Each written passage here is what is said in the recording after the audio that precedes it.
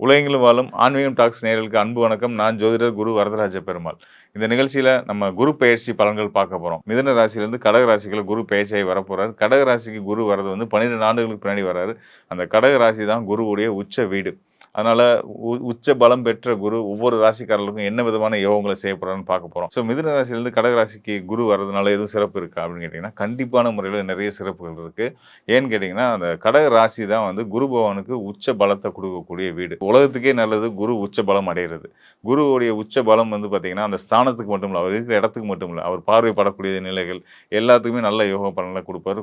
நான் முன்னாடியே சொன்ன மாதிரி 12 ராசிக்காரர்களுக்கும் ஒவ்வொரு விதமான யோகங்களை கொடுக்க போறாரு. அது என்ன மாதிரியான யோகங்கள் ஒவ்வொரு ராசிக்காரர்களுக்கும் கிடைக்க போகுது. ஒவ்வொரு ஆண்டு கடகராசியிலேருந்து அவர் கொடுக்கக்கூடிய யோகங்கள் ஆண்டாண்டுக்கும் உங்களுக்கு தொடர போகுது. உங்கள் வாழ்நாள் முழுவதுக்குமான ஒரு பலனாக இருக்க போகுது. அப்படின்றதுனால தொடர்ந்து நிகழ்ச்சியை பாருங்க. ஒவ்வொரு ராசிக்காரர்களுக்கும் என்ன விதமான யோக பலனை கொடுக்க போறாரு அப்படின்னு நம்ம பார்க்க போறோம்.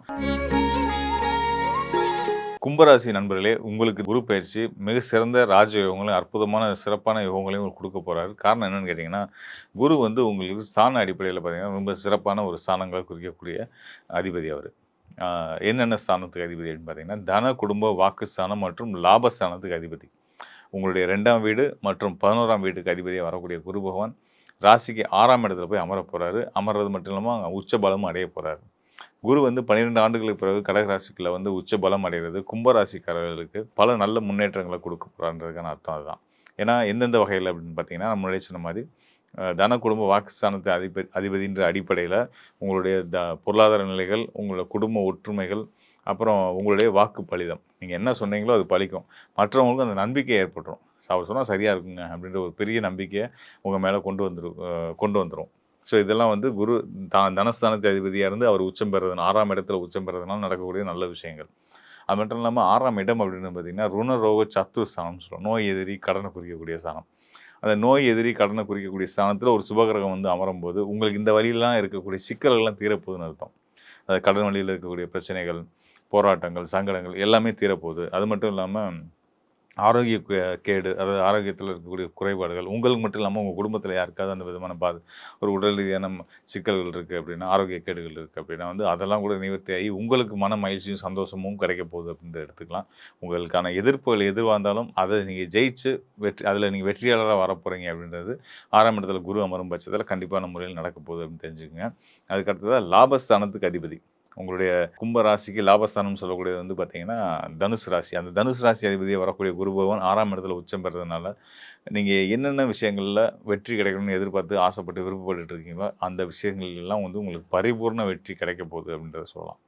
அது மட்டும் இல்லாமல் வெளிநாட்டு பயணங்கள், வெளிநாட்டு யோகம் நமக்கு கிடைக்கும். வெளிநாட்டு போகிறதுக்கான வாய்ப்புகள் நமக்கு கிடைக்குமா அப்படின்ற முயற்சியில் எடுத்துகிட்டு இருக்கீங்க அப்படின்னா, அதில் இருந்துகிட்டு இருக்கீங்க, தடைப்பட்டு வந்துகிட்டே இருக்குது அப்படின்னா, நிச்சயமான முறையில் ஜூன் 2ஆம் தேதிக்கு மேலேருந்து கண்டிப்பான முறையில் வெளிநாட்டு யோகம்ன்றது வந்துடும். கண்டிப்பாக வெளிநாட்டு பயணம் உறுதியாக இருக்குது. அந்த பயணத்தை கண்டிப்பாக நீங்கள் செய்வீங்க. அதன் மூலிமா வாழ்க்கையில் பல நல்ல மாற்றங்கள் ஏற்பட போகுது. இது எந்த அடிப்படையில் சொல்கிறோம் அப்படின்னு நான் சொல்லிடுறேன். உங்களுடைய தன குடும்ப வாக்குஸ்தானம்னு சொல்லக்கூடிய 2ஆம் இடம் வந்து மீன ராசி. மீன ராசின்றது ஒரு நீர் ராசி. வெளிநாட்டு பயணங்களை குறிக்கக்கூடிய ஸ்தானம். காலபுருஷ தத்துவத்திலையுமே 12ஆம் இடம் அதுதான். வெளிநாட்டு பயணங்கள் குறிக்கக்கூடிய ஸ்தானமே மீன ராசி தான். அதுவே உங்களுக்கு 2ஆம் வீடாக வந்து அந்த ராசிக்கு அதிபதியாக குரு வர்றாரு. அந்த குரு வந்து கடக ராசின்னு சொல்லக்கூடிய இன்னொரு நீர் ராசியில் போய் அமர்றதுனால கண்டிப்பான முறையில் வெளிநாட்டு தொடர்புகள் மூலியமாக தான் உங்கள் வாழ்க்கை இயங்கும் அப்படின்றதையே நம்ம உறுதியாகவே சொல்லலாம். வெளிநாட்டு தொடர்புகள் அப்படின்றது எப்படி எடுத்துக்கலாம்னா, வெளிநாட்டில் இருக்கக்கூடிய நண்பர் உங்களுக்கு தொழில் முதலீடு செய்கிறது, இல்லை நீங்களே வெளிநாட்டில் போயிட்டு ஒரு வேலைக்கு போகிறது, படிக்கிறதுக்காக போகிறது, அங்கே போய் ஒரு தொழில் பண்ணுறது, அதுக்கான வாய்ப்புகள்லாம் கண்டிப்பான முறையில் கிடைக்க போகுது.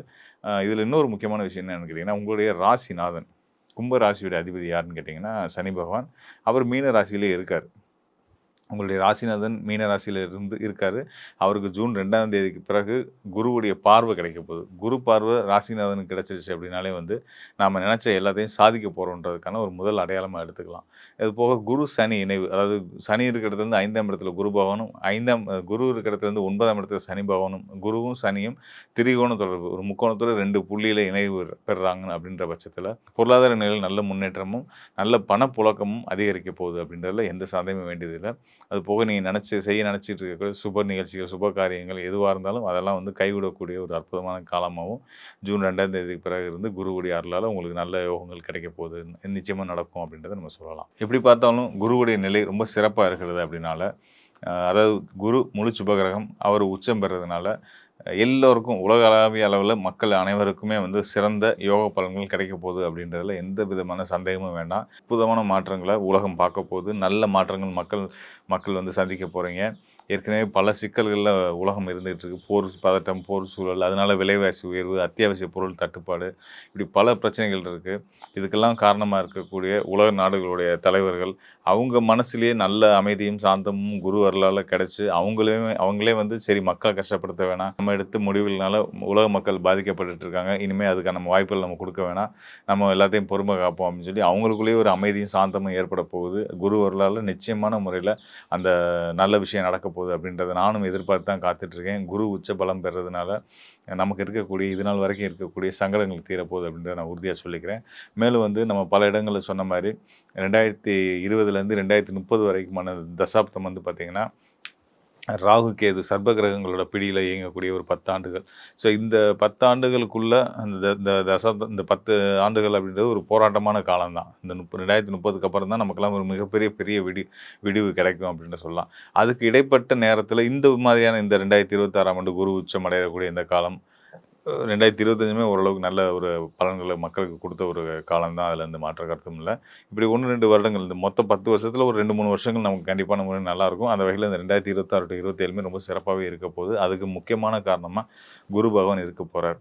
இனி மெல்ல மெல்ல அடுத்தடுத்து வரக்கூடிய காலங்களும் நமக்கு நல்ல பலன்களை மட்டுமே கொடுக்கும் அப்படின்றத நம்பிக்கையோடு நம்ம இருப்போம். மேலும் வந்து பார்த்திங்கன்னா ஒரு ஜாதகத்துக்கான முழு பலன், அதாவது ஒரு தனி நபருக்கான சரியான துல்லியமான பலனை தெரிஞ்சுக்கிறதுக்கு நம்ம சித்தர்கள் சொன்ன வழிமுறைகள் என்ன அப்படின்னு கேட்டிங்கன்னா, கோச்சார பலன்கள் மட்டும் கிடையாது. இப்போ கோச்சார அடிப்படையில் பார்த்தா உங்கள் ராசிக்கு குரு எங்கே இருக்கிறாரு அப்படின்றத வச்சு சொன்ன இந்த பலன்கள் வந்து கோச்சார அடிப்படையில் சொல்லப்பட்ட பலன்கள், ராசி அடிப்படையில் சொல்லப்பட்ட பலன்கள். இதை தாண்டி விதி, மதி, கதி அப்படின்னு 3 நிலைகள் நம்ம சொல்லியிருக்காங்க. விதி அப்படின்றது வந்து நம்மளுடைய ஜாதகத்தில் நம்மளோட பிறப்பு லக்னம், நம்ம பிறந்த லக்னத்தின் அடிப்படையில் இப்போ நடப்பு நேரம் என்ன, லக்னாதிபதி நிலை என்ன, தசாபுத்தி என்ன, அதை வச்சு சொல்லக்கூடிய பலன்கள். அதுக்கு அடுத்ததாக சந்திரன் அடிப்படையில் சொல்லக்கூடிய மதி அப்படின்னு சொல்லக்கூடிய சந்திரன் அடிப்படையில் சொல்லக்கூடிய கோச்சார பலன்கள், மற்றும் சந்திரன் இருக்கிற நிலையிலிருந்து மற்ற கிரகங்கள் ஏனைய கிரகங்கள் என்ன நிலையில் இருக்காங்க அப்படின்னு பார்த்து சொல்லக்கூடிய பலன்கள். அதுக்கு அடுத்ததாக வந்து கதின்னு சொல்லக்கூடிய சூரியனை சுற்றி கிரகநிலைகள் எப்படி இருக்குது, தற்காலத்துலேயும் சரி உங்களோட ஜான காலத்துலையும் சரி கிரகநிலைகள் எப்படி இருக்காங்கன்றத வச்சு சொல்லக்கூடிய பலன்கள். இந்த விதமான எல்லா விதமான ஆய்வுகளையும் ஏற்படுத்தி நம்ம பார்க்கும்போது தான் ஒரு ஜாதகருக்கான முழுமையான துல்லியமான சரியான பலன்களை சொல்ல முடியும். எதிர்வரும் காலம் எப்படி இருக்குன்றதை சொல்ல முடியும். மேலும் வந்து உங்களுடைய தனிப்பட்ட ஜாதகத்துக்கான துல்லியமான பலன்கள் தேவைப்படும் பட்சத்தில் இந்த டிஸ்பிளேல இருக்கக்கூடிய எண்ணுக்கு தொடர்பு கொள்ளுங்கள். கண்டிப்பான முறையில் உங்களுக்கு ஒரு நல்ல ஒரு தெளிவையும் வழிகாட்டுதலையும் கொடுக்க நான் தயாராக இருக்கிறேன். உறுதியாக மீண்டும் ஒரு முறை சொல்கிறேன், இந்த குருவுடைய பயிற்சி காலம் இனி வரக்கூடிய ஒவ்வொரு நாளும் நம்ம வாழ்க்கையில் நிம்மதியும் சந்தோஷமும் கொடுத்து, நம்மளுடைய பொருளாதார ரீதியான வளர்ச்சியும் கொடுத்து, பொருளாதாரம் பண விஷயத்தில் நமக்கு வந்து ஒரு தன்னிறைவு, ஒரு நல்ல முன்னேற்றம் வந்துருச்சு, ஒரு சேஃப் ஜோனில் நம்ம வந்துட்டோம், அதாவது ஃபினான்ஷியலாக நம்ம ஒரு சேஃபாக இருக்கோம் அப்படின்ற ஒரு மனநிலை வந்துட்டாலே வாழ்க்கையில் எல்லாமே நல்லபடியாக மாறிடுங்க. ஸோ அதுக்கான காலம் இது நாள் வரையும் வராமல் இருந்துச்சு, இப்போ வந்திருக்கு. சந்தோஷமாக நம்ம அதை அனுபவிப்போம். நிச்சயமாக எல்லாருக்கும் நிம்மதியும் சந்தோஷமும் மகிழ்ச்சியும் கண்டிப்பான முறையில் நிரம்ப இருக்க போகுது. அதுக்கு குரு முழு முதற் காரணமாக இருக்க போகிறார் அப்படின்றத தெரிஞ்சுக்குங்க. குரு வரலால் இனி வர காலங்களில் நம்ம மகிழ்ச்சியாக இருப்போம். நன்றி, வணக்கம். மீண்டும் ஒரு நல்ல நிகழ்ச்சியை சந்திப்போம்.